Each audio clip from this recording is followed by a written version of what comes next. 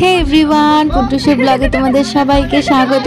আর সম্পূর্ণ ভিডিওটা দেখার মিষ্টি অনুরোধ রইল। কিন্তু ভাইজাগের তৃতীয় দিনটা কেমন কাটালাম সেটাই তোমাদের সাথে শেয়ার করে নিচ্ছি। এত সুন্দর জায়গা, এটা হচ্ছে ন্যাচারাল আর্ট। তাই আমরা সকাল সকাল ঘুম থেকে উঠে স্নান টান করে রেডি হয়ে নিচ্ছি। এদিকে পুটুসের সাথে একটু খেলাধুলো করে নিচ্ছি, আর ওই পাশে তোমাদের দাদা ভাই আমাদের জন্য ব্রেকফাস্ট রেডি করছে। কারণ ঘুরতে এসে ব্রেকফাস্টের কথা আমাদের চিন্তা করতে হয় না, উনিই সব কিছু করে দেয়। আর আমি তো রেডি হয়ে বাইরেটা দেখে নিচ্ছি, এত সুন্দর লাগছে। আজকে রোদটাও খুব একটা বেশি নয়, মেঘলা মেঘলা ওয়েদার। ভেবেছিলাম বৃষ্টি হবে, কিন্তু বৃষ্টিটা আর হয়নি। আর আমরা খুবই আনন্দ করেছি। সো চলো দেখা যাক।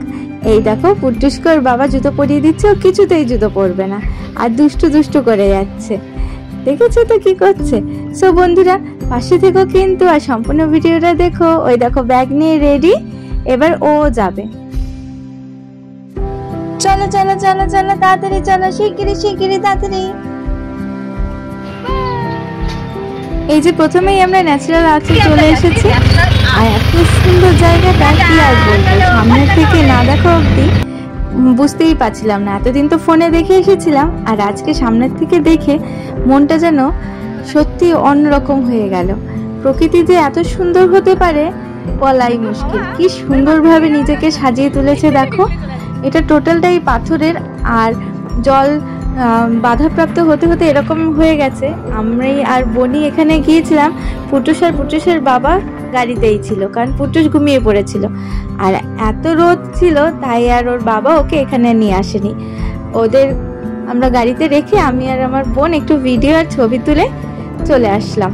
আমি তো ওই সামনে বসার সাহসই পাচ্ছিলাম না, এমনি ভয় ভয় লাগছিল। তাই দূর থেকেই ছবি তুলে ভিডিও করে এই অবধি এন্ড। তারপর এখান থেকে বেরিয়ে আমরা ডাব কিনলাম। পুটুস তখন উঠে গিয়েছিল। এই দেখো আমরা ডাব খাবো, তাই একটুখানি ভিডিও না করলে হবে। চশমা পরে ডাবটা খাবো না হাওয়া খাবো সেটাই বুঝতে পারছি না, এত হাওয়া দিচ্ছিল। এই জায়গাটা কিন্তু আমার খুবই ভালো লেগেছিল। দেখো পুটুসও কিন্তু খাওয়া শুরু করে দিয়েছে।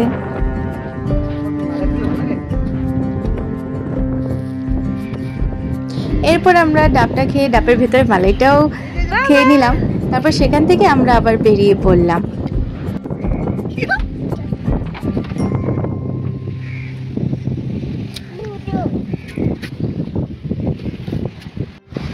বাবা খাবে? তুমি খাবে? ডাব খাবে?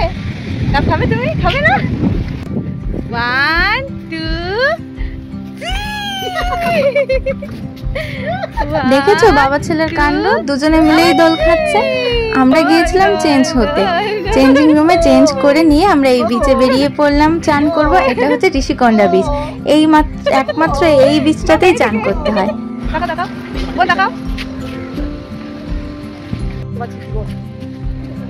কোনটা? চারিদিকে এত হাওয়া, তার সাথে খাবারের গন্ধটা একদম ফ্রি। গন্ধ নিতে কে বারণ করেছে? এত সুন্দর সুন্দর গন্ধ বেরোচ্ছে খাবারের, কি বলবো। এই যে আমরা গুটি গুটি পায়ে চলে এসেছি ঋষিকন্ডা বিচে। একমাত্র এই বিচটাতেই চান করা যায়, কারণ অন্য সব বিচে পাথরও রয়েছে আর গভীরতাও খুব বেশি। পুটুসের বাবা একটা গ্রুপ, আমি আর ওর মাসিমণি একটা গ্রুপ। সারাক্ষণ শুধু একই কথা। হ্যাঁ আলাদা গ্রুপ।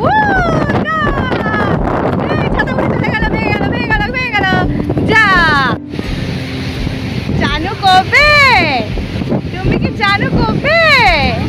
ও মা তুমি জানো কবে? কত জল, এত হাওয়া, ছাতা কি এখানে রাখা যায়? কিন্তু বাবার মাথা গরম হতে দেবে না, তাই ছাতা নিয়ে ওইভাবেই রয়েছে। আর আমার ছাতাটা উল্টে গিয়ে সর্বনাশী হয়ে গেছে। দীঘা পুরী যে দুটো জায়গায় সমুদ্র দেখেছি আমি, সেখান থেকে ভাইজাগের সমুদ্রটা আমার খুব ভালো লেগেছে। কারণ এখানে বালিতে জ্বালাও করে না, আর বালি কিন্তু একদম লেগে থাকে না, জলটা ভীষণই পরিষ্কার।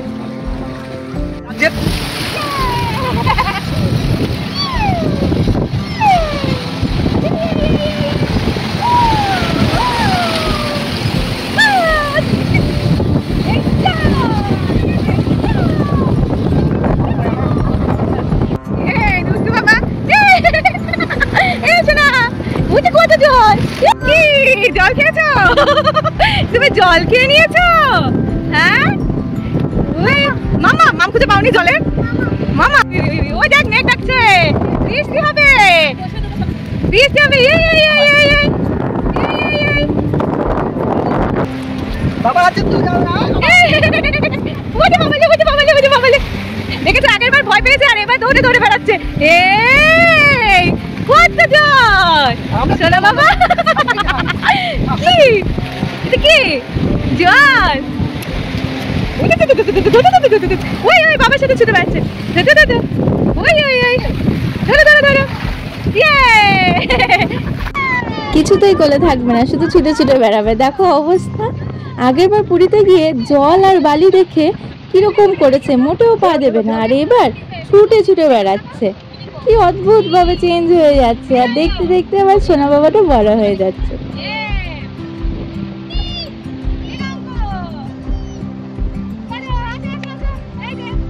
দেখো বালি নিচ্ছে আর গায়ে মাখছে, আগেরবার যেমন বালি দেখে দূরে, আর এবার বালি নিয়ে পর শুধু গায়ে মাখামাখি। এরপর আমরা চেঞ্জ করে চলে আসলাম টিনেটি পার্ক। এখানে কিছুটা রেস্ট নিয়েছি আর একটু হালকা পাতলা খেয়েও নিয়েছিলাম, আমরা পুটুসকেও খাইয়ে দিয়েছিলাম। আর এখানে দেখো তোমাদের দাদা নাচ শুরু করে দিয়েছে, দেখলেই তোমাদের হাসি পাবে, কারণ এই যে আরেকজন পা উঁচু করে হাঁটছে, কারণ আমি বোনের পায়ে একটু বড় সড়ো ব্যথা দিয়ে দিয়েছিলাম, পাটা কেটেও গিয়েছিল দরজা লাগাতে গিয়ে। দেখো তোমাদের দাদা নাচ করছে, কারণ এখানে একজন ইউটিউবার হবে হয়তো, সে এইভাবে নেচে নেচে ভিডিও করছিল, তার জন্য তোমার দাদাও কপি ক্যাট হয়ে গেছে। কি দারুণ লাগছে দূর থেকে। দেখো জাহাজটাকে, এই জাহাজটাকে আমরা সামনের থেকে দেখবো, আমি কখনো জাহাজ সামনের থেকে টাচ করে দেখিনি, এই প্রথমবার। আর এই জাহাজটা মানে শোনা যায় 3-4 বছর আগে বাংলাদেশ থেকে এসেছিল, এখানে এসে আটকা পড়েছে, আর এটা জাহাজটাকে নিয়ে যেতে পারেনি কারণ খারাপ হয়েছিল, জিনিসপত্র সব নিয়ে চলে গেছে, জাহাজটা এইভাবে পড়ে রয়েছে, আর এটাকেই এখন শো করানো হয়। ব্যাগটা দাও। এটা কি জাহাজ? কত বড় জাহাজ দেখেছো প্রিয়াঙ্কা? তোমাদের দাদা শুধু বলছে, দেখেছো প্রিয়াঙ্কা কত বড় জাহাজ? আর আরেকটা কি আর বলবো, এখানেই তোমাদের দাদা এই যে আরেকজন দেখো ঝুলে পড়ছে, মানে একটু ভয় ডর বলতে তো কিছুই নেই, এতে শুধু পাগলামো বুদ্ধি মাথার মধ্যে ঘুরে বেড়ায়। আর আমি তো পুটুসকে কোলে নিয়েই, কারণ ও আর মা ছাড়া আর থাকছে না, কোলে কোলে নিয়েই আমাদের ঘুরতে হচ্ছে। আমরা কিন্তু খুব মজা করেছি। আর তোমাদের দাদা ওখানে কোরাল খুঁজতে গিয়েছিল, এ তো একজন পাগল, মানে কোরাল এই সমস্ত ছাড়া উনি কিছু বোঝে না, বাড়িতে অ্যাকোয়ারিয়াম আছে ওখানে সব রাখবে। তা স্লিপ কেটে পড়ে গিয়ে হাতে আর পায়ে ভীষণ ব্যথা পেয়েছিল, একদিক দিয়ে বোনও ব্যথা পেয়েছে, একদিক দিয়ে দাদাও ব্যথা পেয়েছে। আর কি বলবো, কিন্তু জায়গাটা এত সুন্দর, অসাধারণ জায়গা, খুব সুন্দর লাগছিল। দুধারে পাহাড়, জলের খেলা, সেখানে জাহাজ, এত সুন্দর, ওয়েদারটাও অসাধারণ।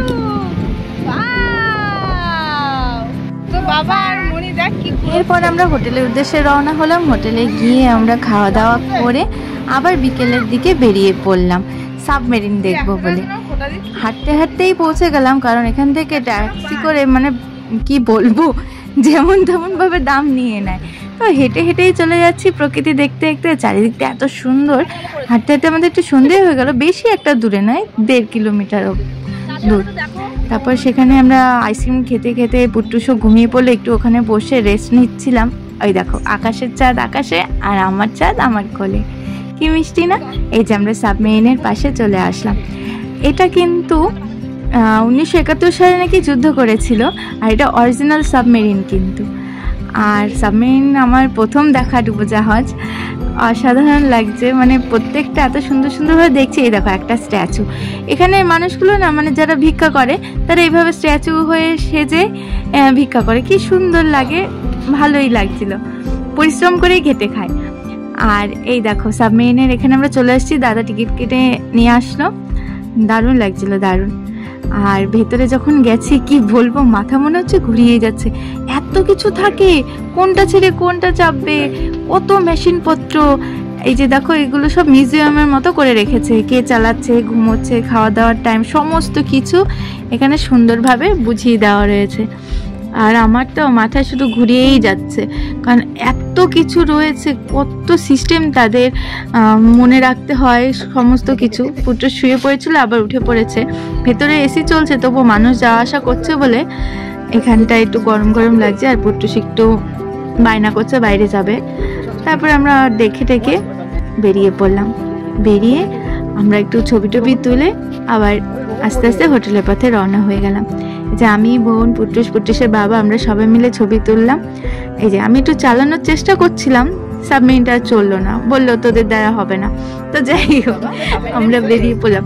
সো বন্ধুরা, ভিডিও কেমন লাগলো তোমরা কিন্তু জানিও। আরেকটা দিন, লাস্টের দিনটা, তার ভিডিও রইলো, সেটা সামনের দিন পোস্ট করব। তো তোমাদের ভালোবাসা অনেক পাচ্ছি, থ্যাংক ইউ। তোমাদের ভালোবাসা আশীর্বাদ পুট্টুসকে দিও, আমাদের সবাইকে দিও, আমরা যেন এগিয়ে যেতে পারি আর তোমাদেরকে আরো সুন্দর সুন্দর ভিডিও দেখাতে পারি। সো বন্ধুরা, ভালো থেকো, পাশে থেকো, আবার পরে দেখা হবে। টাটা। আচ্ছা, হ্যাঁ আমরা উঠেছি ডুবোজাহাজ। আমরা কোথায় উঠেছি বাবা? সাবমেরিনে। দেখেছো ডুবোজাহাজ? চল।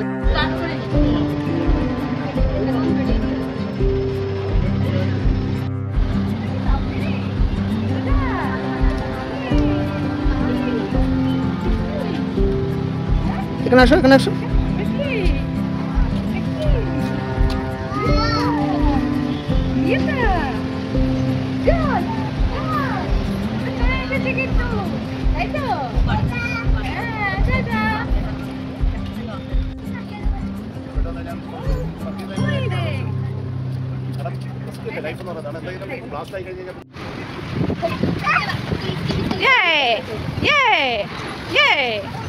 আমাদের হোটেলের নিচেই ছিল পানিপুরির দোকান। এই হোটেল থেকে পানিপুরি আর মানে পাপড়ি চাট বলছিল, এটা খেয়ে দিলাম, মোটামুটি ছিল। কেমন লাগলো জানিও কিন্তু ভিডিওটা। আবার পরে দেখা হবে। টাটা।